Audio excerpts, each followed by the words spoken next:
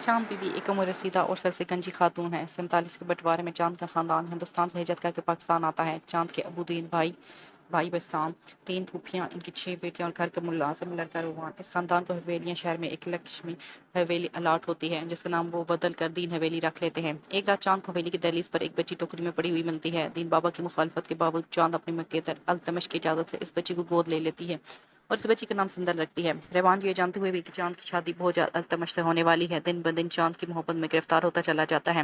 ایک دن وہ چاند سے اپنی محبت کا اظہار کر دیتا ہے۔ چاند ریوان سے کہتی ہے کہ وہ صرف التمش سے محبت کرتی ہے۔ ریوان کے دل میں التمش کے لیے نفرت بڑھنے لگتی ہے۔ چاند بی بی ایک عمر رسیدہ اور سر سے گنجی خاتون ہے۔ ریوان بستام کے مشورے پر ریحان التمش کو قتل کر دیتا ہے اور دین بابا سے چاند کا ہاتھ مانگتا ہے۔ دین بابا کی التجا پر چاند ریحان کے رشتے کو منظور کرتے ہوئے شادی کی رضامندی دے دیتی ہے۔ رمضان کا مہینہ قریب تھا، اس کے بعد عید اور پھر موسم کے بدل جانے کے وقت اسے شعبان کے مہینے میں چاند اور ریحان کی شادی کی تاریخ رکھ دی گئی تھی۔ ساری تیاری تو پہلے سے ہی مکمل تھی، چاند کا سارا جہیز بھی تیار تھا، حتیٰ کہ بارات پر پہننے کے لیے اس کا لباس بھی تیار تھا۔ پھر دیر کرنے کی کوئی وجہ نہیں تھی۔ رہی بات ریحان کی تعارف کی تیاری کی تو وہ تو ویسے بھی لڑکا تھا اور شادی پر لڑکوں کی تیاری تو بس واجبی سی ہوتی ہے۔ پھر بھی جو تھوڑی بہت تیاری اور خریداری تھی وہ بستام اور ریحان دونوں دوست مل کر رہے تھے۔ بابا نچلی منزل پر درگاہ مورتی کے ساتھ والے بڑا کمرہ تیانوں کے لیے تیار کروا رہے تھے۔ وہاں پر نئے زمانے کا ماربل کا فرش بچھ رہا تھا اور در و دیوار پر بھی کچھ جدید کام کروایا جا رہا تھا۔ بابا نے چاند سے وہاں کی سجاوٹ کے بارے میں پوچھا تو اس نے بے دلی سے کہہ دیا تھا کہ انہیں جو بہتر لگتا ہے وہ کریں۔ یہ ریحان کے ساتھ زیادتی ہے میری بیٹی، تم دل سے اس رشتے پر رضامند نہیں ہو۔ میں دل سے اس رشتے پر رضامند ہوں بابا، بس مجھ سے خوش نہیں ہوا جا رہا۔ ریحان تمہیں خوش رکھنے کے لیے تو تم سے شادی کر رہا ہے تاکہ تم پھر سے ویسے ہی ہنس سکو جیسے پہلے ہنسا کرتی تھی، پھر سے ویسے ہی چہک سکو جیسے پہلے پوری حویلی میں اپنی چہکار سنایا کرتی تھی۔ نادم سی نظر آتی، وہ خاموش رہی تھی۔ ریحان تمہاری خوشی کی خاطر ہی تو تم سے شادی کر رہا ہے، اس نے اتنی بڑی قربانی دی ہے۔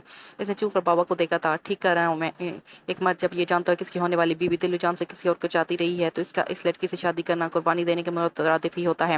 چاند کا بابا کی غلط فہمی کو دور کرنے کا کوئی ارادہ نہیں تھا کہ ریحان کو قربانی نہیں دے رہا ہے، بلکہ وہ تو پہلے سے ہی اس کا طلبگار تھا۔ میں کوشش کروں گی بابا کہ شادی کے بعد ریحان کو مجھ سے کوئی شکایت نہ ہو۔ اپنے دل کی سختی کو کچھ کم کرو گی تو پھر یہ کوشش رنگ لائے گی، ورنہ وہ بیچارہ ساری زندگی ایک پتھر سے سر ٹکراتا رہے گا اور تم مودت بنی کمرے میں پڑی رہو گی۔ بابا اپنی کہہ کر کمرے سے باہر چلے گئے تھے اور وہ ساری رات بابا کی باتیں سوچتی رہی تھی۔ التمش کی موت میں ریحان کا کیا قصور تھا آخر؟ پھر وہ کیوں کسی کے جرم کی سزا کسی اور کو دے رہی تھی؟ ریحان اگر دل جان سے مجھے چاہتا ہے تو میرا بھی حق بنتا ہے کہ میں اسے بدل کے طور پر اتنی ہی محبت ہوں۔ میری یہ مشکل ہے لیکن تمہاری خوشی کی خاطر میں یہ کروں گی ریحان۔ گہری ہوتی رات میں اس نے زندگی کے بڑے بڑے فیصلے کیے تھے۔ ریحان ان دنوں بہت خوش تھا، وہ ہر وقت مسکراتا رہتا تھا۔ روز رات میں اس کی کمرے سے سنگ کی آواز باہر نکل کر پوری حویلی اور حویلیاں شہر کی فضا میں گونجا کرتی تھی، اور اب کہ یہ آواز ایسی ہوتی تھی جس سے بابا کو خوف نہیں محسوس ہوا کرتا تھا، کیونکہ ریحان اسے مسکراتے ہوئے جو بجایا کرتا تھا۔ پھوپھیاں اس آواز کو سنتے ہوئے کن اکیوں سے چاند کو دیکھا کرتی تھیں اور چاند بے اختیاری مسکرا دیا کرتی تھی۔ ریحان کی خوشی میں خوش نظر آنے کے لیے اس نے خود پر مسکراہٹ کی ملمہ کاری کر لی تھی۔ ریحان تو لڑکیوں سے بھی زیادہ شرما رہا تھا۔ حویلی میں داخل ہوتا تو سر جھکا لیتا، نہیں چاہتا تھا کہ اس کا مسکراتا چہرہ کوئی اور دیکھے اور اسے تنگ کرے۔ بابا کے سامنے تو کچھ زیادہ ہی شرما جاتا تھا۔ ایسے میں بابا کو التمش یاد آ جایا کرتا تھا، اس کے گال بھی ریحان کی طرف سرخ ہو جایا کرتے تھے۔ اس دن تو ریحان کچھ زیادہ ہی جذباتی ہو گیا تھا، جس دن بابا نے اسے 1000 روپے دیا تھا۔ یہ کس لیے بابا؟ نکاح والے دن چاند کو حق مہر دے دینا۔ حق مہر دینے کے لیے میرے پاس پیسے ہیں بابا، ان سے تم کچھ اور لے لینا۔ میرے نکاح پر بھی میرے باپ نے مجھے حق مہر کے پیسے دیے تھے، اس لیے اب میں تمہیں دے رہا ہوں۔ ریحان کی آنکھوں میں آنسو آ گئے تھے۔ بدلے میں بس تم سے ایک چیز مانگتا ہوں ریحان۔ بابا کی آواز روند گئی۔ بولیے بابا، کبھی میری چاند کی آنکھوں میں آنسو مت آنے دینا۔ کہتے ہوئے بابا کی خود کی آنکھوں میں آنسو آ گئے تھے۔ ایسا ہی ہوگا بابا، میں چاند کو داس تک نہیں ہونے دوں گا۔ بابا نے آگے بڑھ کر ریحان کو اپنے سینے سے لگا لیا تھا۔ شادی کے دن قریب آتے جا رہے تھے۔ حویلی میں ایک بار پھر سے شادی کی تیاریاں ہونے لگی تھیں۔ پھوپھیاں پھر سے چاند کو پٹن میں ہلدی ملنے لگی تھیں۔ چاند چپ چاپ یہ سب کام کروا رہی تھی۔ وہ نہ تو اداس تھی اور نہ ہی خوش، بس خاموشی سے اور ساکت چہرے کے ساتھ وہ یہ سب کام کروا رہی تھی۔ وہ اب ریحان کے نگاہ میں جانے والی تھی۔ بہت بہتر تھا کہ وہ التمش کو بھولنے کی کوشش کرتی، ورنہ یہ بیچارے ریحان کے ساتھ زیادتی تھی۔ چاند ان دنوں بابا کے کمرے میں رہ رہی تھی۔ بابا کا حکم تھا کہ شادی تک اب ریحان اور چاند دونوں ایک دوسرے کو نہ دیکھیں، جبکہ ریحان اس کے باوجود اپنے کمرے سے چاند کو دیکھنے کے لیے تانگ چانگ کرتا رہتا تھا۔ لیکن چاند اتنی لمبی شال میں لپٹی ہوئی کمرے سے باہر آتی تھی کہ اسے کچھ نظر ہی نہ آتا تھا۔ پھر چاند کے ساتھ لازمی کوئی نہ کوئی ہوتا تھا، حاجی بو یا پھوپھو میں سے کوئی، جو ریحان کو اوپر کھڑے دیکھ لیتی تو وہاں سے ہی بڑک لگایا کرتی تھی، ریحان تم باز نہیں آؤ گے، لگتا ہے دین بھائی کو بتانا پڑے گا۔ اور ریحان ہنستے ہوئے پیچھے ہو جایا کرتا تھا۔ کتنے دن؟ اب جلدی یہ چاند میرا ہونے والا ہے، اس چاند کی چاندنی صرف میری ہوگی۔ یہ سوچ کر وہ جو خود کو تسلی دے لیا کرتا تھا، ان دونوں یہ بات بھولا ہوا تھا کہ وہ چاند کی محبت کا قاتل ہے۔ التمش کا قتل کر کے اس نے کتنا عظیم گناہ کر لیا ہے۔ اس کے ذہن میں بس شادی سوار تھی، چاند کی قربت۔ बारात वाले दिन तक बाबा ने जहाँ चाँद के सारे अरमान पूरे लिए थे, वहाँ रहबान को भी सारी रस्में निभाई थीं। इसकी शेरवानी बाबा ने खुद अपनी पसंद से सिलवाई थी, जिस पहन को वो खूब प्यारा लग रहा था। बाबा तो इसकी नज़र उतारते न थक रहे थे। सोचा था कि तुम्हारी बस्ताम की शादी के साथ करूँगा, लेकिन जो खुदा को मंजूर। वो कहते हुए बाबा ने बहुत से नूर रहबान के सर से वार के मुलाजिम को दे दिए थे कि गरीबों में बांट दूँ। नीचे बाबा के कमरे में चाँद भी तैयार हो चुकी थी। इसके हाथों पर मेहंदी का रंग खूब सुर्ख रंग लाया था, जो इसके सुर्ख लिबास से भी मिल रहा था। ये लिबास इसने अल्तमश की दुल्हन बनने के लिए ज़ेबंदन करना था, और अब उसे पहने वो चंद लम्हों के बाद रहबान के नाम की कबूलियत करने वाली थी। आईने में अपने आँख से उदासी से देखती वो यानी सोचों में गर्क थी। बाबा कमरे में आए थे। उन्होंने चाँद को देखा था। उसे देखते हुए बाबा को लगा था जैसे इनकी बेटी में कोई जन्नत की कोई हूर सरायत कर गई हो। रहबान खुशकिस्मत है कि उसे तो मिल रही हो। बाबा ने उसे अपने सीने से लगाते हुए कहा था, लेकिन रहबान का भी एक एहसान है, सारी जिंदगी रहेगा मुझ पर कि इसके फैसले की बदौलत तो मेरी आंखों के सामने रहोगी मेरे मरने तक। चाँद फीका सा मुस्कुराई थी। निकाह के लिए मौलवी साहब आ चुके हैं बाबा। बस्ताम ने कमरे में दाखिल होते हुए कहा था, इन्हें बाहर बैठाओ, मैं आता हूँ। जी अच्छा। बस्ताम कमरे से बाहर चला गया था। बाबा ने चाँद को खुद से अलग करते हुए जी भर कर देखा था। इस सफेद दुपट्टे को अब उतार दो चाँद, सुर्ख दुपट्टा ओढ़ लो मेरी जान, बाबा ने कहते हुए आहिस्तेगी से इसके सर पर रखा सफेद दुपट्टा ढलका दिया था। अल्तमश की बीवी को आज खत्म कर दो, और हो सके तो उसे भूल ही जाओ, सिरे से भूल ही जाओ तो उसे तुम, आंसू भरी आवाज के साथ कहते हुए बाबा जल्दी से कमरे से बाहर चले गए थे। चाँद रुख बदल कर खुद को आईने में देखने लगी थी। किस्मत के खेल। इसने कभी ख्वाब में भी नहीं सोचा था कि वो दुल्हन बनकर मुस्कुराना भूल चुकी होगी। उदासी को दूर करने के लिए उसे कोशिश करनी होगी, गम भुलाने के लिए जतन करने होंगे। ढलके उस सफेद दुपट्टे को इसने अपने जिस्म पर से अलग किया था। तख्त पर इसके लिबास वाला सोख कामदार दुपट्टा फैला हुआ था। मुर्दा हिम्मतों को इकट्ठा करते उसने सोख दुपट्टे को थामा था, जो उसे मन्नो वजनी लगा था। अपनी किस्मत पर एक आखिरी बार तासुफ करके चाँद ने खुद को आईने में देखते ही मुस्कुराने की कोशिश की थी, और वो सोख दुपट्टे को सर पर रखने ही लगी थी जब आईने के अक्स में इसके अक्स के साथ साथ एक और अक्स भी जाहिर हुआ था। चाँद ने फौरन से पीछे पलट कर देखा था। वो बुढ़िया गुमसुम सूरत लिए चाँद को देखती जा रही थी और बस देखती जा रही थी। कब्र की मिट्टी भरपूरी हो चुकी थी, ऐसे जैसे वो ढेरी मिट्टी की नहीं बल्कि रेत की हो, एक ही ठोकर से दाएं बाएं बिखर जाने वाली, सतह के साथ हमवार होकर अपना वजूद खत्म कर देने वाली।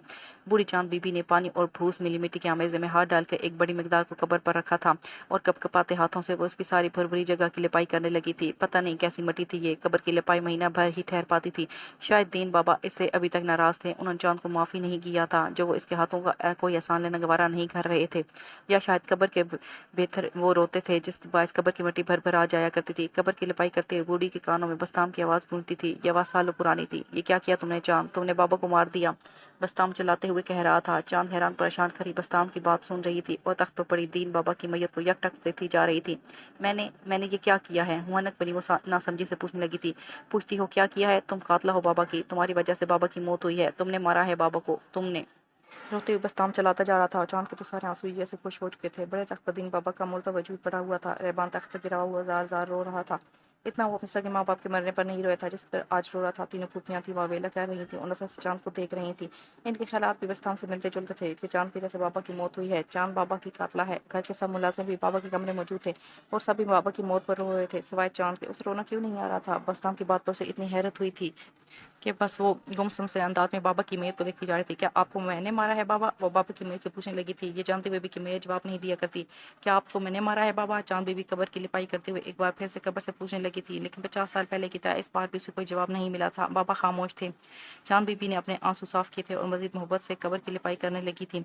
दूसरी फसल संदलजात 1972। हवेलियाँ शहर में एक हवेली का सदर दरवाज़ा इस कदर चौड़ा और इतना ऊंचा था कि देख गुमान होता था जैसे हाथियों ऊँटों की आम तरफ के लिए बनाया गया हो। आपनुस की स्याह मोटी लकड़ी से बना वो दरवाज़ा किसी उखड़ी ईंट से बने दीवार जितना मोटा और किसी पुराने सालिम दरख्त जितना वजनी था। इस पर लगे पीतल के वजनी कुंडे से लकड़ी पर पड़ने वाली जब ठन की सी गूंज देती थी, जैसे हवेली के अंदर बाई की सारी वन ठन अपने जोगवन पर हो। गहरा स्याही माइल दरवाज़ा खुद में ही पूरी हिब्बत था। इस बड़े देव हेकल दरवाजे तक 2 कदम भागते भागते पहुंचे थे। खूबसूरत जवान लड़की के कदमों ने सतरंगी धागों से सजी जूतियां पहनी हुई थी, जिसके किनारों की इसकी चांदी के पास जेब के घुंघरू छू रहे थे। बहुत हफ्तों से हवेली शहर में बादल नहीं बरसे थे, इसलिए हवेली तक आने वाली वाहिद सड़क पर धूल बहुत ज्यादा थी। लड़की की पाँव जूतियों और चांदी की पाजेबों से पर बेताशा धूल चढ़ चुकी थी। फिर जैसे ही वो काम वो करके लौटी थी, इसमें धूल का दिमाग पर चढ़ना या पाँव से लिपट जाना तो तय था। और इस धूल की परवाही भला कब थी? वो अठड़ी हिरन थी। खलांची भरती तो शेर शिकार भूल कर उसे देखा करते थे। फिर उम्र भी ऐसी थी जब सामान बिन मौसम के ही चला आता था और जाड़े में भी पत्ते नहीं गिरते। असम तो ऐसा जवान था कि दूर नजर आते ही पराक्रम के पहाड़ में इसमें नजर पर कुत्ते लेने से ही सैर हो जाते। दीवारें फलांगने, खिड़कियां कूदने, घरों के दरवाजों पर दस्तक देकर भाग जाने को बल्ला समझती ही क्या थी। सब ने मना करने के बजाय वैसे भी उसे मजीद हलाशेरी दी थी। अरे अपनी संदल तो शेर के मुँह से नवाला छीन लाए। मेहंदी के पत्ते क्या चीज़ हैं? रोशनाई ने बढ़ा उकसाने में पहल की थी। तुम शेर شیر کی بات کرتی ہو، میں تو کہتی ہوں کہ ڈرنا ساز ہوتے تو وہ بھی سندل سے ڈر جاتے۔ ارے وہ تو خود سندل کے ہاتھوں پر مہندی لگایا کرتے، جن ون چڑیل بڑے سے ہماری سندل نہیں ڈرنے والی۔ پھر بہاری کی بیگم کیا چیز ہے؟ اور اس طرح ان سب کو مل کر اسے بہار کے گھر جا کر مہندی کے پتے چوری کر لانے پر آمادہ کر لیا تھا۔ وہ بھی مان گئی تھی، اسے ایسے کام کرنے میں مزہ آتا تھا۔ خاردار بہار کی سرحد والے باغوں سے پھل چرانے، اندر فقیر کے کشکول میں کنکر ڈال کر دعائیں لینے، راہ چلتے کسی لڑکی کی چٹکی کاٹ کر نام کسی اور کا لگا دینے میں اسے مزہ آتا تھا۔ تاہم بہاری کے گھر کی دیوار جس پر رنگ برنگے ٹوٹے کانچ بھی لگے ہوئے تھے، اسے پار کر کے پچھواڑے میں لگی مہندی کے پودے سے پتے چرا کر لانے والا کارنامہ کچھ بڑا تھا، لیکن کزنوں کی حلہ شری کی وجہ سے سندر کو قبول کرنا پڑا۔ اب ترقی بھی تو ضروری ہوتی ہے نا، چاہے شرارتوں میں ہو یا نیک نامی میں ہو۔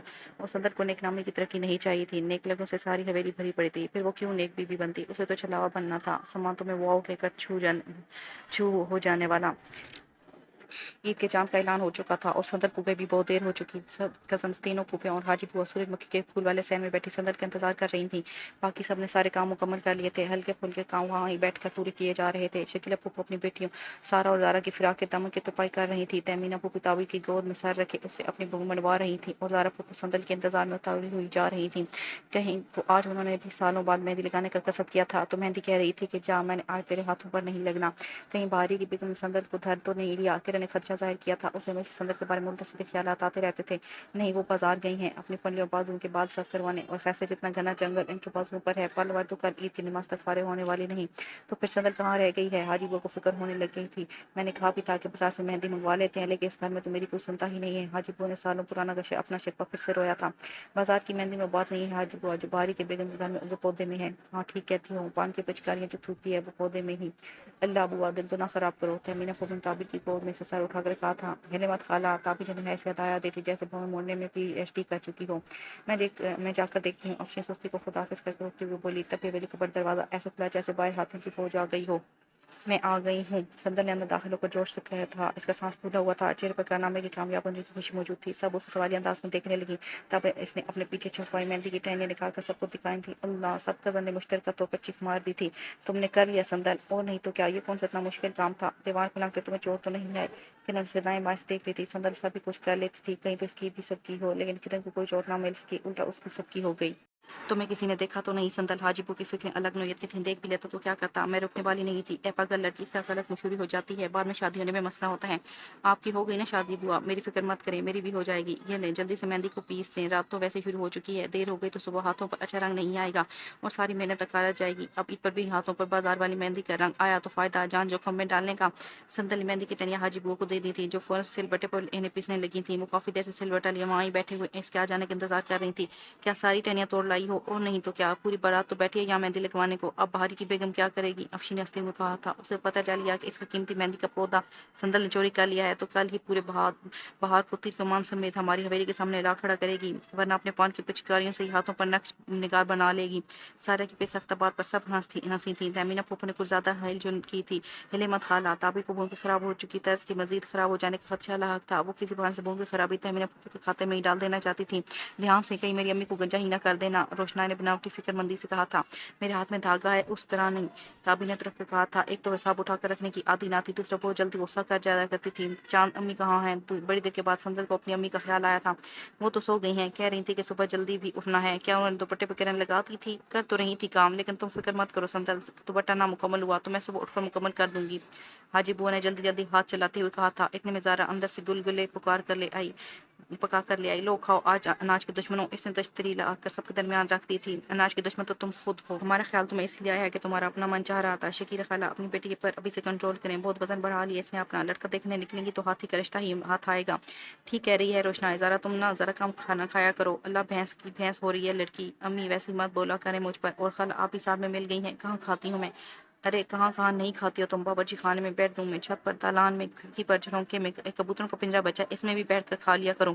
سندر کی بزلہ سنجی پر سب پھر سے ہنس دیے تھے۔ تہمینہ دل کھول کر ہنسی تھی۔ ہلے مت خالہ، طابر نے کانپتے ہاتھوں سے ان کی بھویں موڑتے ہوئے کہا تھا۔ تو طابر، اور کتنی دیر لگے گی؟ میری گردن اکڑ گئی ہے، بس 2 منٹ اور۔ تیری گنتی ٹھیک نہیں ہے کیا؟ 2 گھنٹے سے 2 منٹ کا کہہ رہی ہے، بس پھر 1 منٹ اور۔ کوئی مجھے بھی کھلا دے، سل بٹے پر لگایا ہوا ہے بوڑھی کو۔ حاجی بوا نے بہائی دی تھی۔ لو میں تمہارے منہ میں ڈال دیتی ہوں بوا، سندر نے کہا تھا۔ مہربانی کرنے کی بجائے شرارت کرتے گرما گرم گلگلہ حاجی بوا کے منہ میں پورے کا پورا ڈال دیا تھا۔ اللہ تیرا ستیہ ناس جے سندر، میرا منہ جلا دیا۔ وہ گلگلہ اگلا تھا جو کنچے کی طرح لڑکتا ہوا دور تک چلا گیا تھا۔ क्या शाट मारा है बुआ। सब लड़कियां हंसते हंसते लोट पोट होने लगी थी। इतना से कैलकुलेट से क्या होगा, क्या हो गया बुआ, सुना है आप तो जवानी में साले मोल खराब कर जाया करती थी। और नहीं तो क्या, चांद अम्मी बता रही थी कि बुआ तो एक साथ पूरा माल्टा खाया करती थी बिना फांके अलग किए। तुमने गलत सुना है, चांद अम्मी ने माल्टे का जिक्र तो नहीं तरबूज का कहा था, वो भी बिना छीले। अरे बस करो, पता नहीं क्या क्या बातें बना रही हो मेरे बारे। सुना तो ऐसा ही है। आप चांद अम्मी झूठ तो बोलती नहीं है, बता रही थी कि आप अपने शौर्य नामदार को भी सालम चाट कर गई थी। संदर ने बनावटी मासूमियत से कहा था। बुआ ने भी इसी वक्त बदला लेने की सूझी थी। तुमने क्या सुना होगा जो आज मैं तुमको सुनाने लगी हूँ। बुआ की आंखों में शरारत की एक चमक थी। क्या बुआ, सब लड़कियां चाहिए। आज मैं तुम्हें बताती हूँ कि संदर इस हवेली में कैसे आई थी। बुआ ने शुरुआत की थी। संदर को पता चल गया था कि अब बुआ बदला लेने पर उतर आई है, अब बदला लेकर रहेंगी। हाँ बताइए ना बुआ, सब लड़के इश्तियाक से पूछने लगे। उन्होंने संदर की तरह बस इतना सुन रखा था, संदर चांद अम्मी के लिए पालक बेटी है। कोई उसे हवेली की दहलीज पर छोड़ गया था। चांद ने सुनी थी सबसे पहले इसके रोने की आवाज़, वो ही लाई थी उसे हवेली के अंदर। और फिर इसी ने कहा था कि मैं उसे पालूंगी। क्या इस चूड़ी को हवेली में रखने पर किसी ने एतराज़ नहीं किया था। किरण हंसते हंसते खुद ही लोटपोट हो गई थी। नामहसूस तरीके से संदर को नीचे दिखाने में उसे बहुत मजा आता था। तहमीना, शकीला और ज़ारा भी मुस्कुरा रही थी। बुआ खूब के साथ छेड़ बैठी थी। सबको सालों पहले वो रात याद आ गई थी। नहीं, तब ये प्यारी हुआ करती थी। क्या मतलब बुआ, क्या अब मैं प्यारी नहीं हूँ। संदर मासूमियत से चिल्लाई थी। ऐ बहन, हमें किस्सा सुनने दे, तेरी खूबसूरती की तारीफ कल ईद वाले दिन करेंगे। हाँ बुआ, फिर क्या हुआ। खैर, चांद ने संदर को गोद लेने का फैसला कर लिया। दीन पापा ने तो साफ इनकार कर दिया था उसे घर में रखने से। मस्तामी तो कहता था कि उसे किसी यतीम खाने में दे आते हैं, लेकिन चांद ने अल्तमश को खत लेकर इसे इजाज़त दे ली। तब अल्तमश लंदन में हो करता था। बुआ की आंख में न जाने कैसे आंसू चलाया था, जिसे उन्होंने जल्दी साफ कर लिया था। औजारे के अलावा किसी ने बुआ की इस हरकत को नहीं देखा था। फिर ये पता ना चला कि मुझे किस मज़हब की है। हमें तो शक है ये हिंदू है या सिख।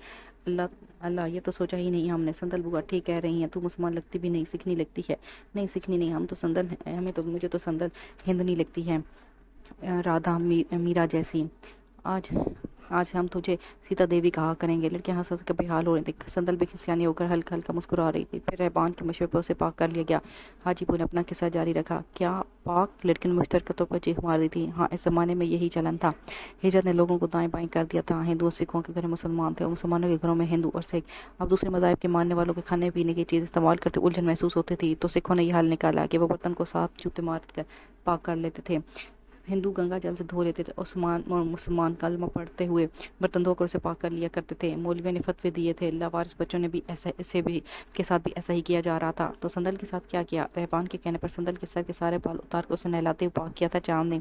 वो साथ साथ मुंह में अल्लाह के नाम से भी उनका नाम भी पुकारती जाती थी। ये वाला तरीका क्यों अपनाया आप लोगों ने बुआ? साथ जूते मार कर पाक करते हैं ना आप उसे।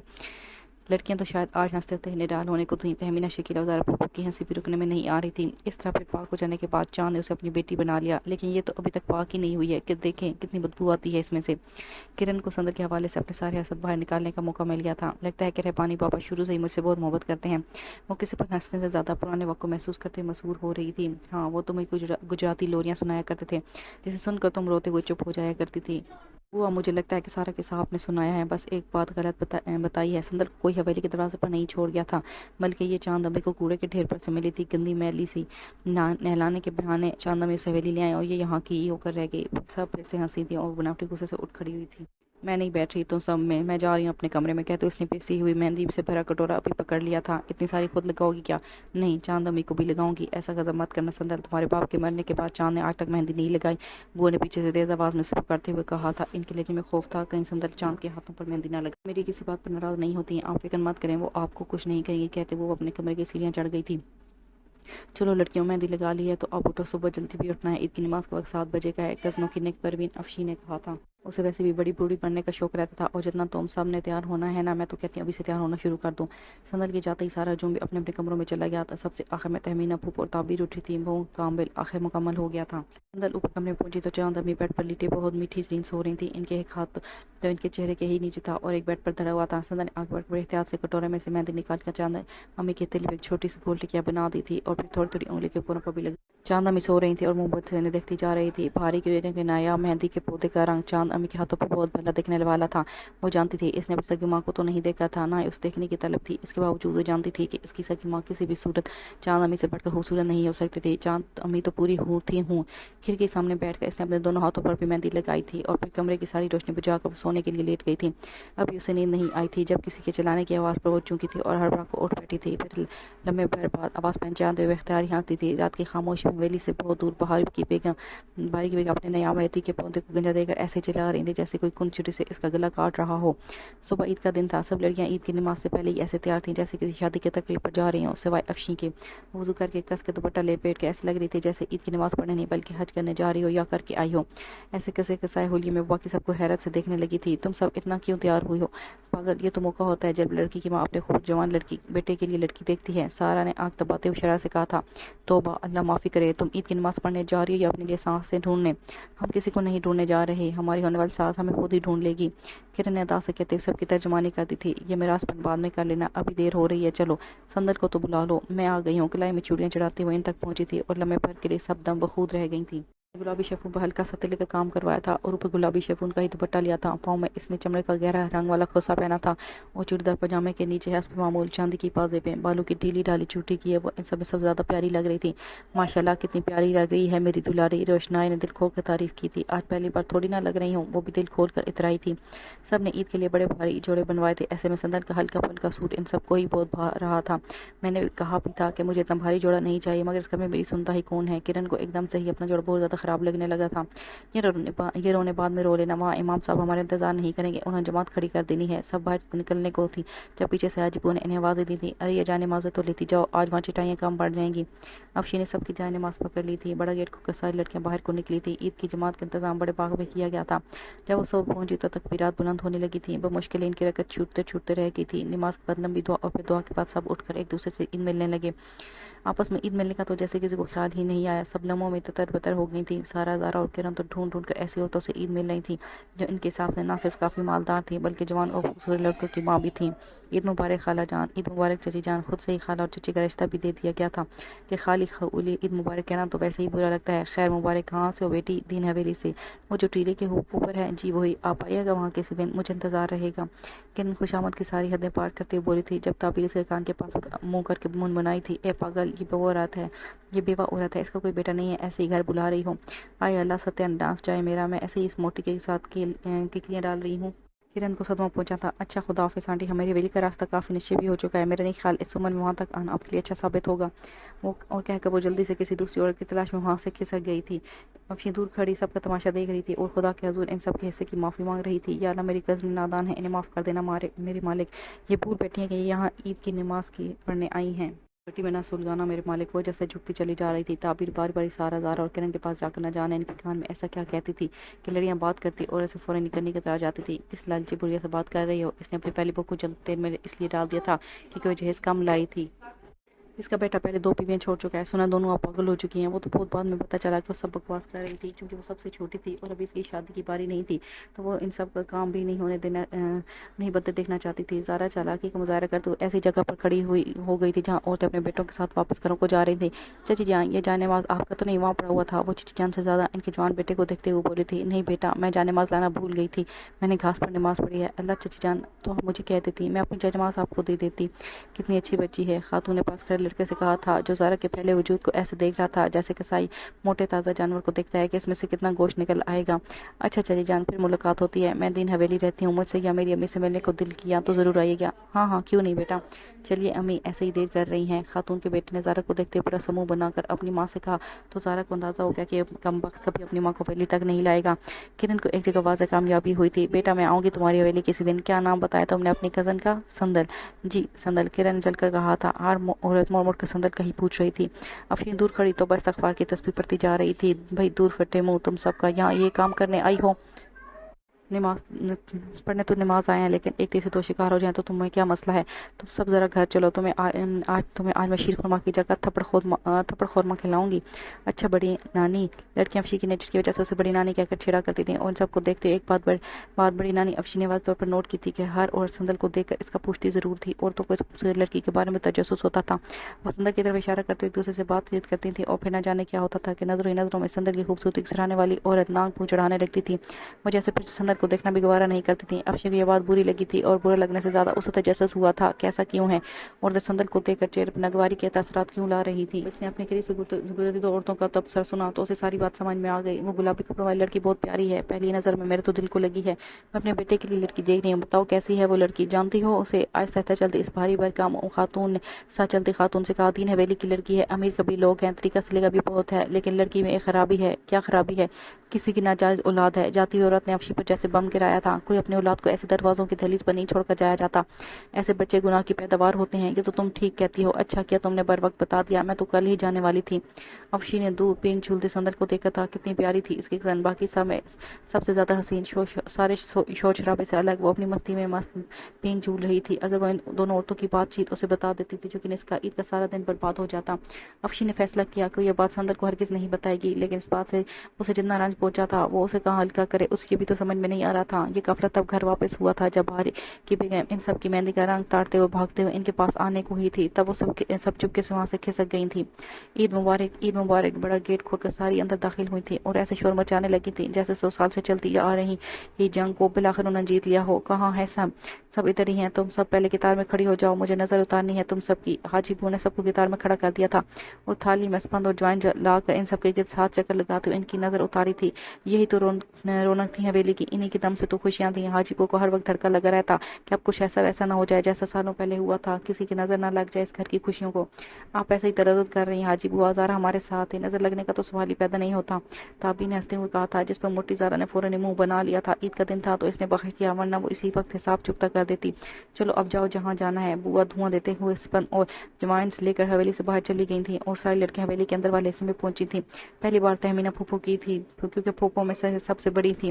لائیں پھوپھو عیدی دیں اور بالکل کنجوسی نہیں کرنی آپ نے پچھلی بار کی طرح۔ جانے دو سندل، کہاں کنجوسی کرتی ہوں میں، پوری حویلی میں سب سے زیادہ عیدی میں دیتی ہوں۔ جھوٹ، سب سے زیادہ عیدی میری امی دیتی ہیں۔ کیوں لڑکیوں؟ یہ تو ہے سب سے زیادہ چاند امی دیتی ہیں، دوسرا نمبر آپ کا خیال آ جائیں تو اس سال پہلے نمبر پر آ جائیں۔ نہیں، میں دوسرے نمبر پر ہی خوش ہوں، تہمینہ نے ہنستے ہوئے کہا تھا اور پھر عیدی ان سب کے ہاتھوں میں رکھ دی تھی جسے سب لڑکیوں نے افشین کے پاس جمع کروا دیا تھا۔ شکیلہ اور زارا نے بھی کم و بیش تہمینہ جتنی عیدی ہی دی تھی۔ اس کے بعد سب بستامی بابا کے در پر ہوئی تھی۔ بستامی اپنے کمرے میں موجود تھا اور حسب معمول اپنا من پسند کھیل کھیل رہا تھا۔ ٹیبل پر تاش کے پتوں کو تو کون شیپ دے کر ان دوسری کے اوپر رکھتے ہوئے سکون کی اونچائی بڑھاتا جا رہا تھا۔ تاش کر بنانے کا یہ کھیل انہوں نے روشن بیگم سے سیکھا تھا۔ روشن بیگم تو اس کھیل میں بہت ماہر تھیں، وہ تاش کے 4-5 پیکٹوں کے ساتھ بھی تاش کر بنا لیا کرتی تھی۔ ان دونوں میں کئی بار شرطیں بھی لگی تھی جس پر ہمیشہ روشن بیگم ہی جیتتی تھی۔ بستامی 1 یا 2 پیکٹ کے ساتھ چھوٹی تکون والا تاش کر تو آسانی سے بنا لیا کرتا تھا، لیکن تیسرا پیکٹ استعمال کرتے ہوئے اس کا گھر اپنے ہی بورڈ سے گر جاتا تھا۔ یہ کام شاید آج ہو جاتا اگر ساری لڑکیاں دوا بولنے سے والے انداز میں کمرے میں اچانک نہ چلی آتی تو، اور ان کے ایک دم سے وارد ہونے پر جو ہوا کا دباؤ بنا تو اسی سے بستامی کا سارا تاش کر ٹیبل پر دھڑام سے گر گیا۔ لائیں بابا عیدی دیں جلدی، بالکل دیر نہ کریں، ہم نے ابھی میلے پر بھی جانا ہے۔ اچھا دیتا ہوں۔ بستامی نے پرس نکال کر کچھ نوٹ سب کے آگے کیے تھے، یہ تم سب آپس میں بانٹ لو۔ یہ کیا؟ یہ تو بہت کم ہے۔ سندل کے کہنے پر بستامی نے 1 نوٹ کا اضافہ کر دیا تھا، لیکن سندل کی اس پر بھی بس نہیں ہو رہی تھی۔ بڑی مشکل سے اس نے 2 مزید نوٹ نکلوائے تھے اور تب کمرے سے باہر نکلی تھی۔ کم عیدی میل پر لڑکیاں زیادہ خوش نہیں تھیں۔ ان کے جانے کے بعد بستامی اپنے پرس کو اور ٹیبل پر گرے ہوئے تاش کے پتوں کو دیکھنے لگا تھا۔ حویلی کے معاشی حالات دن بدن خراب ہو رہے تھے، بچت ختم ہو رہی تھی اور اضافے کا کہیں سے کوئی امکان نظر نہیں آ رہا تھا۔ اڈے کا کام بھی مندا جا رہا تھا اور ساتھ والے سیب کے باغ کے پھل بھی اس سال اچھے نہ آئے تھے، لیکن وہ اب یہ ساری باتیں لڑکیوں کو کیسے سمجھا بھی دیتا تو جو کرنا تھا اسے خود ہی کرنا تھا۔ دین بابا کی موت کے بعد اب وہی اس گھر کا رکھوالا تھا۔ بستامی کے بعد لڑکیاں رہبانی کے کمرے میں آدم کی تھیں۔ بستامی بابا سے زیادہ عیدی چاہیے ہمیں آپ سے، میں پہلے ہی بتا دوں، انہوں نے 4000 دی ہے، آپ کو زیادہ دینی ہوگی۔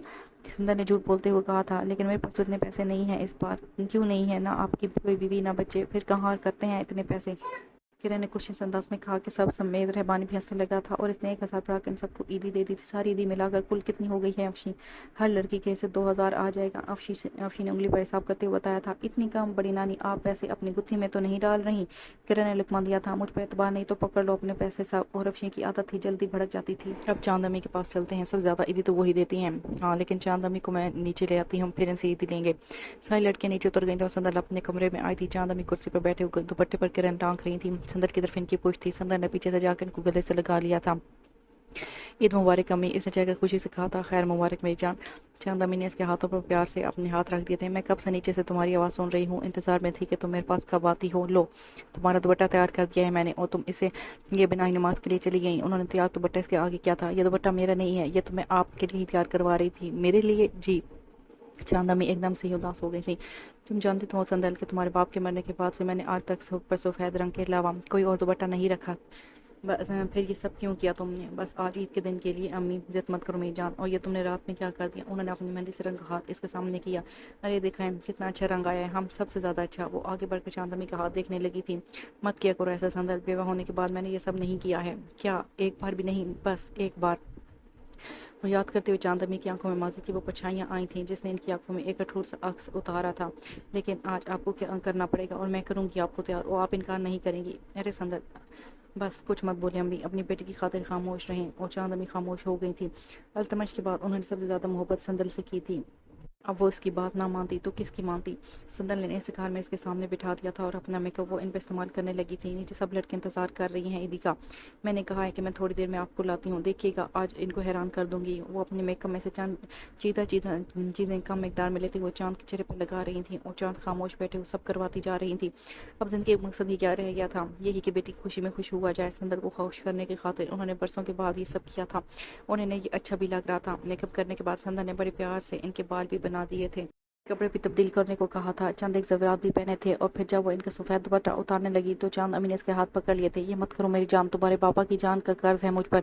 जब वो कर्ज उतर जाएगा तो मेरे दुपट्टे का रंग भी बदल जाएगा। संदल ने भी मजीद जिद करना मुनासिब नहीं समझा था। सजी समरी चांद अम्मी को लेकर वो नीचे सहन में चली आई थी।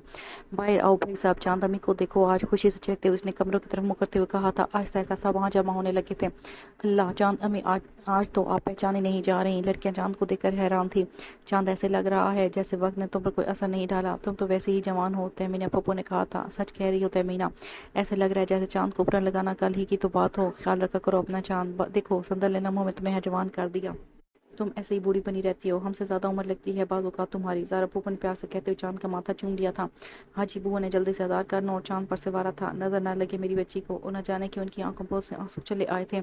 आज आप हमारे साथ ईद की नमाज़ पढ़ने जाती तो सब ने आपको भी हमारी कज़न ही समझना था। सही कहा, आप तो बिल्कुल परी लग रही हैं चांद अम्मी। ताबीर के तबसे पर चांद भी फीका सा मुस्कुराई थी। संदल को खुश करने के चक्कर में वो अपने चेहरे पर उदासी नहीं ला रही थी। और तभी ऊपर बालकोनी में रहबानी का चेहरा नजर आया था। वो अपने कमरे में बैठे काफ़ी देर से आवाज़ें सुन रहा था। फिर तजस्सुस से तंग आकर अपने कमरे से बाहर निकल के इसने नीचे झांका था। वो चांद को देखकर लम्हे भर के लिए तो वो हैरान ही रह गया था। ताबी ठीक कह रही थी, चांद तो बिल्कुल परी लग रही थी। को काफ़ी शहजादी। वो चांद को देखते हुए रहबानी के दिल की खाल सुकड़ी थी। कहाँ कोताही हुई मुझसे, कहाँ गलती हुई जो ये औरत मेरी ना हो सकी। कितना टूट कर चाहा था मैंने इस औरत को, फिर मैं उसे हासिल क्यों ना कर सका। क्या कमी थी मेरी मोहब्बत और ऐन इसी लम्हे जब रहबानी खुद से सवाल और जब खुदा से शिकवा कर रहा था। चांद ने बेख्तियारी सर उठाकर ऊपर देखा था। दोनों की नजरें मिली थी और फिर मिल ही रही थी। दोनों ने एक दूसरे पर से नजरें हटाने की कोशिश नहीं की थी। रहबानी जो सोच रहा था वो चांद पर कशफ की सूरत जाहिर हुआ था। तेरी मोहब्बत में वो एक और था रहबानी, जो सोने में पठोर का होता है, हीरे में मुर्दा कनी का और बर्तन में स्याह कली का। इसलिए मैं तेरी ना हो सकी और ना ही कभी होंगी। तेरी औकात ही क्या है जो तूने चांद की तलब की। मेरे बाप की नवाज़ ना होती तो तू आज भी इस घर का मुलाजिम होता। एक मालकिन को हासिल करने के ख्वाब कैसे देख लिए तूने। रहबानी को यकटक देखते हुए चांद सोच जा रही थी। दोनों में पिछले 20 सालों से शदीद नफरत का ताल्लुक चल रहा था।